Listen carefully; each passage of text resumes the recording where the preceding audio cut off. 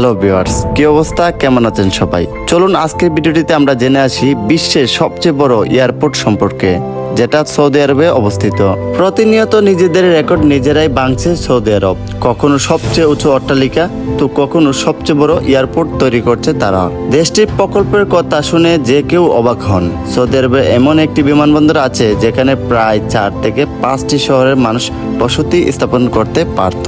এমনকি সেই এয়ারপোর্টে কেউ হারিয়ে গেলে সেখানে একটা মানুষকে খুঁজে পাওয়া খুবই কষ্টকর। সৌদি আরবের দাম্মামে অবস্থিত বিমানবন্দরটির নাম কিং ফাহাদ। আর এই এয়ারপোর্টটি হচ্ছে বিশ্বের সবচেয়ে বড় এয়ারপোর্ট। বিশ্বের বৃহত্তম এই এয়ারপোর্টটি দিয়ে প্রতি বছর কোটিরও বেশি যাত্রী যাতায়াত করে। বিশাল এই বিমানবন্দরটি 776 বর্গ কিলোমিটার এলাকা জুড়ে বিস্তৃত। শুধুমাত্র বিমানবন্দরের ভবনগুলোই 36.8 বর্গ কিলোমিটার। আর এই বিমানবন্দরটির 3টি টার্মিনাল রয়েছে।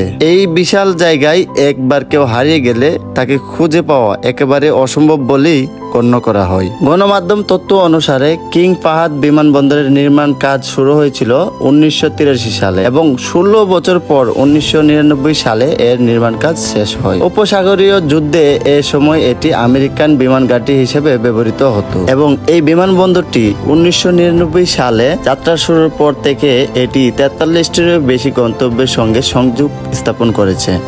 তো ফ্রেন্ডস, এই ছিল আজকের ভিডিওটা কেমন লাগলো অবশ্যই কমেন্ট বক্সে জানাবেন।